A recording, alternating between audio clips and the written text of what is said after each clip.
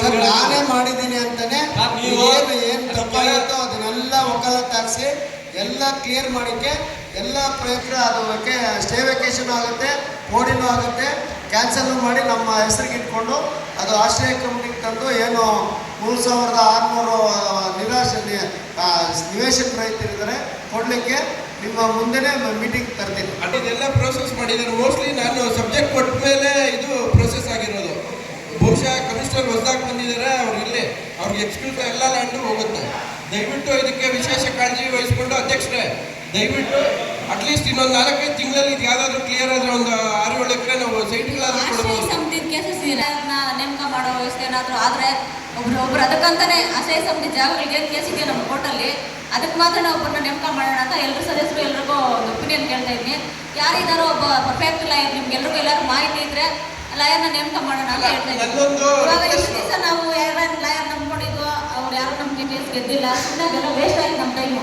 ಅದಕ್ಕೆ ಇದು ನೆಕ್ಸ್ಟ್ ಒಂದು ಡಿಸಿಷನ್ ಅಂದರೆ ಈ ಲಾಯರ್ನ ಚೇಂಜ್ ಮಾಡೋಣ ಆಶ್ರಯ ಸಮಿತಿ ಮಾತ್ರ ಅಂತ ಅನ್ಕೋತಾ ಇದ್ದೀನಿ. ನಿಮ್ಮ ಒಪಿನಿಯನ್ ಏನಿದೆ ಅದನ್ನ ನೀವು ಅಧ್ಯಕ್ಷರ ನಂದು ಇನ್ನೊಂದು ರಿಕ್ವೆಸ್ಟ್, ಎಲ್ಲ ಸದಸ್ಯರಲ್ಲಿ ನಾನು ಜೂನಿಯರ್ ಅಡ್ವೊಕೇಟ್ನೇ ಯಾರಾದ್ರೂ ಇಟ್ಬಿಡ ನೋಡ್ರಿ. ಇಲ್ಲಿ ಯಾಕೆ ಇವರು ಕೇಸ್ ವರ್ಕರ್ಗಳು ಒದ್ದಾಡ್ತಾರೆ, ವಕಾಲತ್ತು ಹಾಕೋದಿಲ್ಲ, ಹೋದ್ರೆ ಎಷ್ಟು ಹೋಗ್ಬಿಡುತ್ತೆ ದುಡ್ಡು ತಿಂಗಳಿಗೆ ನಮಗೆ. ಇದರಲ್ಲಿ ಕೋಟ್ಯಾಂತರ ರೂಪಾಯಿ ಆಸ್ತಿ ಕಳ್ಕೊತ ಇದ್ದೀವಿ ನಾವು. ಬಿಟ್ಟರೆ 100 ಕೋಟಿ ಹೋಗ್ಬಿಡುತ್ತೆ. ಯಾರೋ ಅಟ್ಲೀಸ್ಟ್ ತಿಂಗಳಿಗೆ ಒಂದಷ್ಟು ಪೇ ಮಾಡಿ ನಾವು ಯಾರಾದರೂ ಒಬ್ರು ಅಡ್ವೊಕೇಟ್ನ ಇಟ್ಕೊಬೋದಲ್ಲ. ಅಟ್ಲೀಸ್ಟ್ ದಿನಕ್ಕೆ ಒಂದು 4 ಅವರ್ 5 ಅವರ್ ಬಂದು ಅಟೆಂಡ್ ಮಾಡ್ಕೊಂಡು ಹೋಗ್ಬೋದು. ಏನು ಲೀಗಲ್ ಒಪಿನಿಯನ್ ಆಗಿರ್ಬೋದು, ಈ ಥರ ಕೇಸಸ್ ಅಟೆಂಡ್ ಮಾಡೋದು ಇಲ್ಲ.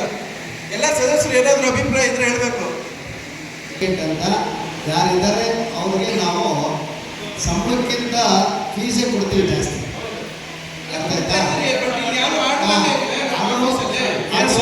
ಪೌರಾಯುಕ್ತರಾಗಿರುತ್ತೆ. ನಾವು ಮುಂದೆ ಇನ್ನೇನು ನನಗೆ ಇನ್ಫಾರ್ಮೇಷನ್ಗೆ ತಾವೇ ನನಗೆ ಬಂದು ಮಾಡಬೇಕು ಅಂದಮೇಲೆ ನನ್ನೆಲ್ಲ ಡೀಟೇಲ್ಸ್ ತಗೊಂಡು ಏನೇನಾಗಿದೆ ಎಲ್ಲ ವಿಷಯ ತಿಳ್ಕೊಂಡು ಇದು ಮಾಡಿ ಏನೋ ಅದನ್ನು ಪೂರ್ಣ ಪ್ರಮಾಣದಲ್ಲಿ ನಾನು ಅವ್ರು ಪೇಪರ್ ಕೊಡ್ಕೊಂಡು ಹೇಳಿದ್ರೆ ನಾನು ವಿತೌಟ್ ಪೇಪರ್ ಹೇಳ್ತಾ ಇದ್ದೀನಿ ಅಂದರೆ ನನ್ನ ನಾಲೆಡ್ಜಲ್ಲಿದೆ, ಅದನ್ನು ಮಾಡ್ತಾ ಇದ್ದೀನಿ. ಡೆಫಿನೆಟ್ ಆಗಿ ಅದು ಪಾಸಿಟಿವ್ ಆಗಿ ಆದಷ್ಟು ಶೀಘ್ರ ಸ್ಟೇ ವೆಕೇಶನ್ ಮಾಡಿಸ್ತೀನಿ, ಓಡಿದ್ದು ರೆಡಿ ಮಾಡಿಸ್ತೀನಿ. ಬೇರೆ ನಕಲಿ ಆಗಿರೋದನ್ನ ಕ್ಯಾನ್ಸಲ್ ಮಾಡಿಸಿ ರ್ಯಾಟಿಫೈ ಜವಾಬ್ದಾರಿ ನಿಮ್ಮದು. ಏನಾದರೂ ಪೌರಾಯುಕ್ತದಿಂದ ಪ್ರಶ್ನೆ ಮಾಡ್ತೀನಿ, ಕಾನೂನು ಮಾಡಬೇಕು, ಪಕ್ಕ ಮಾಡ್ತೀನಿ ಸರ್ ಖಂಡಿತ. ಎಮರ್ಜೆನ್ಸಿ ಇದು ಹಣ ಎತ್ತಿದ್ರಿಂದ ಮಾಡಿದ್ದೀವಿ. ಹಾಸ್ಟೆಲ್ 1 ನಿಮಿಷ ಅದೇ ಹೇಳ್ತಾ ಇರೋದು. ಹಾಸ್ಟೆಲ್ 1 ನಿಮಿಷ ತೊಂದರೆ ಎಲ್ಲ ಮಾಡಿರಿ. ಟೌನಲ್ಲಿ ಯಾವ್ಯಾವ ಹಾಸ್ಟೆಲ್ ಇದು ಮಾಡಿದ್ದೀವಿ ನೀವು? ಯಾವ ಹಾಸ್ಟೆಲ್?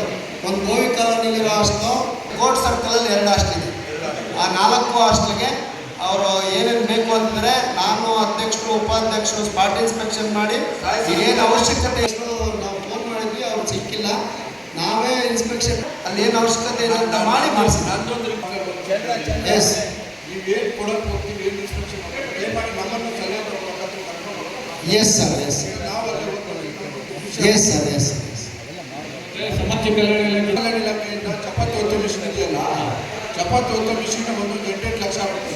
ನಮ್ಗೆ ಹೇಳಿದ್ರೆ 2 ರಿಕ್ವೈರ್ಮೆಂಟ್ ಇದೆ. ಮಂಚೂರು ಸಹಾಯ ಆಗಲಿ ನಮ್ಮ ಕಡೆ. ನಾವು ಇಲ್ಲಿ 5 ವರ್ಷದಿಂದ ಸೋಷಿಯಲ್ಲ ಬಿಸಿನೀರಿಗೆ ಸೋಲಾರ್ ಹಾಕ್ಸ್ಬೋದು. ಎರಡು ಆಗುತ್ತೆ. ಎಲ್ಲ ಹಾಸ್ಟೆಲ್ಗೂ ಉಪಯೋಗ ಆಗುವಂತ ಮಾಡಿ ಸರ್. ಎಲ್ಲ ಹಾಸ್ಟೆಲ್ಗೂ 1000 ಲೀಟ್ರದ್ದು 500 ಲೀಟ್ರದ್ದು 2 ಚಂದ್ರಣ್ಣ ಪ್ಲೇಟಲ್ಲಿ ಕೂಡ ಧನ್ಯವಾದಗಳು ತಿಳಿಸ್ತೀನಿ. ಎಲ್ಲರ ಮುಂದೆ ಕರೆದು ಎಲ್ಲರೂ ಸೇರಿ ಕೊಡೋಣ ಸರ್. ಅದನ್ನು ಅವ್ರಿಗೆ ಏನು ಕೊಡಬೇಕು ನಾನು ಹೇಳ್ತಾ ಇದ್ದೀನಿ, ಆಯಾ ಹಾಸ್ಟೆಲ್ ಹೋದಾಗ ವಿಸಿಟ್ ಮಾಡೋಣ, ಮಕ್ಕಳಿಗೂ ಎಲ್ಲ ವಿಸಿಟ್ ಮಾಡಿ ಅಲ್ಲೇನು ಕೊಡಬೇಕು. ನಾವು ಯಾವತ್ತು ಹೋಗ್ತೀರ ದಿನ ತಿಳಿಸಿದ್ರೆ ಲೆಟರ್ ಹಾಕೋಣ, ಇನ್ಸ್ಟಾಲೇಷನ್ ಮಾಡಿದಾಗ ಹೋಗೋಣ.